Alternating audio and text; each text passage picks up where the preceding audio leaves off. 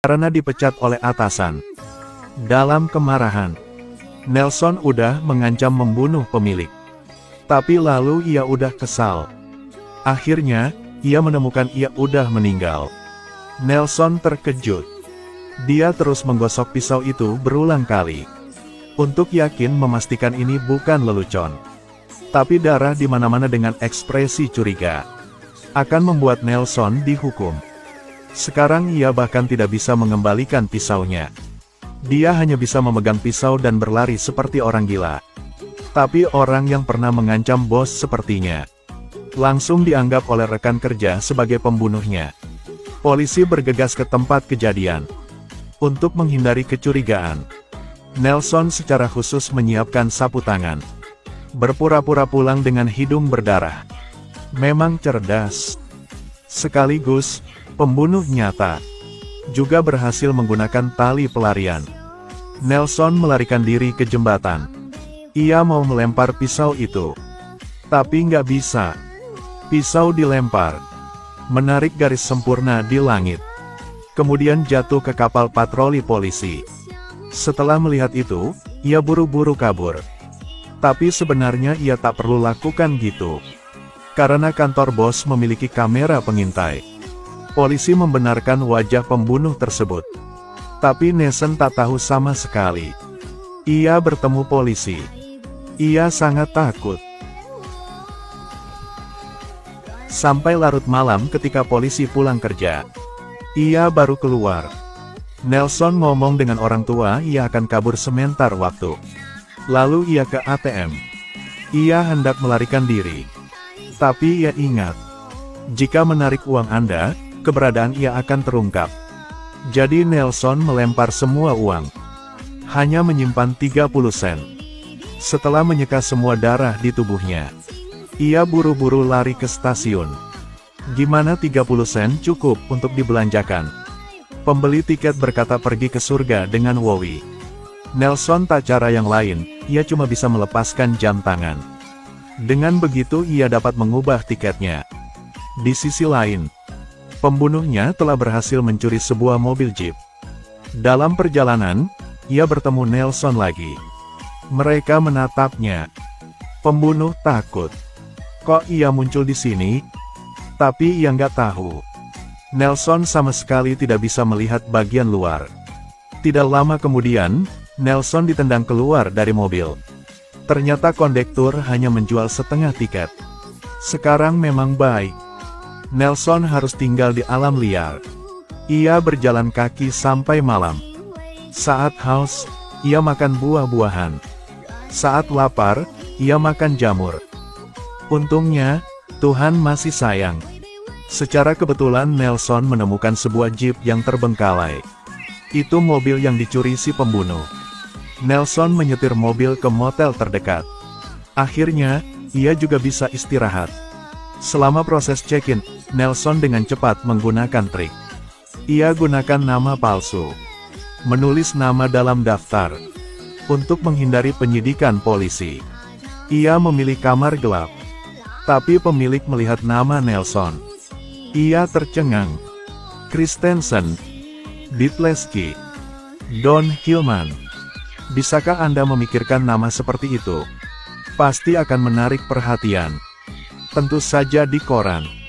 Pemilik telah membaca informasi tentang pencurian mobil. Inilah mobil Nelson. Tanpa pikir apapun, dia langsung menghubungi polisi. Di sisi lain, setelah Nelson mandi, juga melihat koran.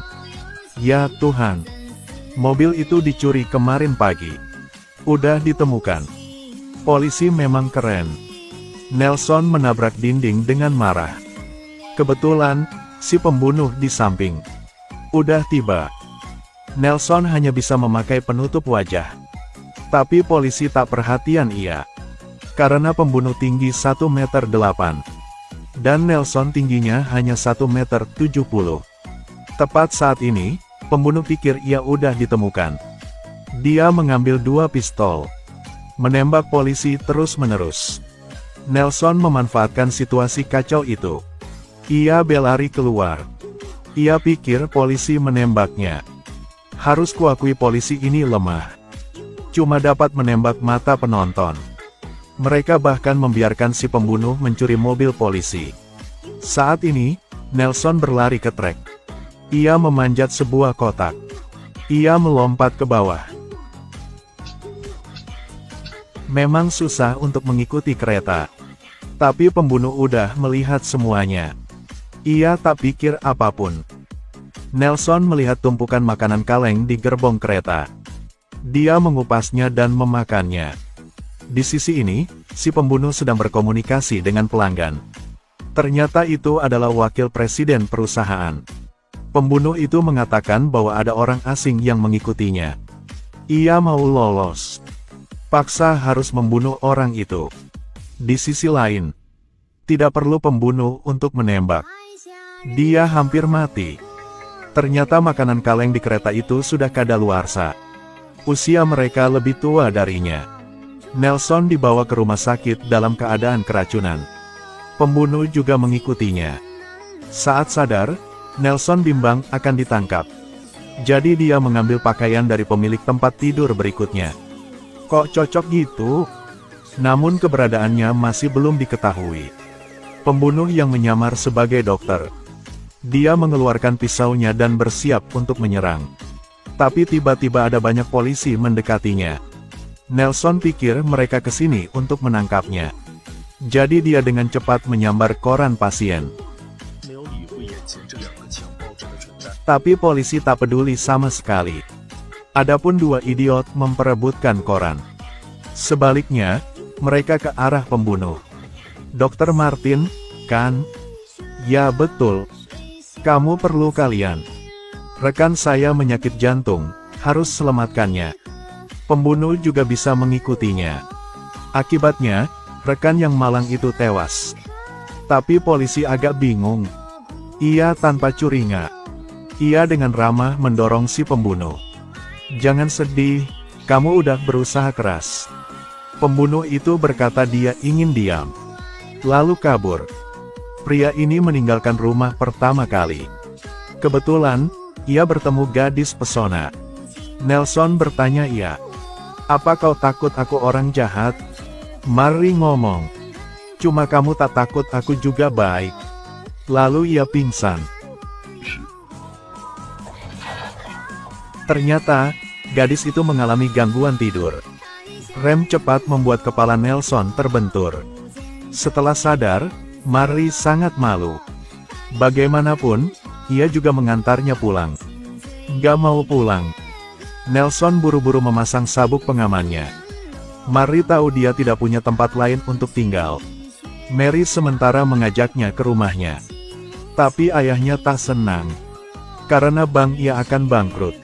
Sekarang keluarganya sangat miskin. Tapi Nelson ngomong, dia lulus dari fakultas keuangan. Ia bisa membantu ayah Mary. Besoknya, ayah Mary mengantar Nelson ke bank. Saat ini, musuhnya. Tapi tetangga juga berada di sana. Dia menunggu bank bangkrut untuk membeli sebidang tanah ini. Hasilnya, malam itu, ia tonton berita, putar video tentang si pembunuh. Ia pikir Nelson adalah pembunuh. Dia segera memposting berita itu di korannya. Konon, bank menyembunyikan penjahat. Orang-orang bergegas untuk menarik tabungan mereka. Pembunuh itu juga mengambil kesempatan itu. Ingin mengambil kesempatan untuk menghilangkan Nelson. Tak disangka, kabar ini menarik perhatian polisi. Jadi pembunuh tak bisa lakukan pun. Mary merasa tak baik. Ia segera menyeret Nelson meninggalkan. Kemudian menuduh ayah Mary melakukan kejahatan. Tapi saat lihat foto, ia memutuskan. Pria ini bukan Nelson. Malam itu, Mary memutuskan kabur dengan Nelson. Akibatnya, keduanya diikuti oleh para pembunuh. Dia bahkan menyuruh Mary menyetir untuknya. Ini bukan ide yang bagus.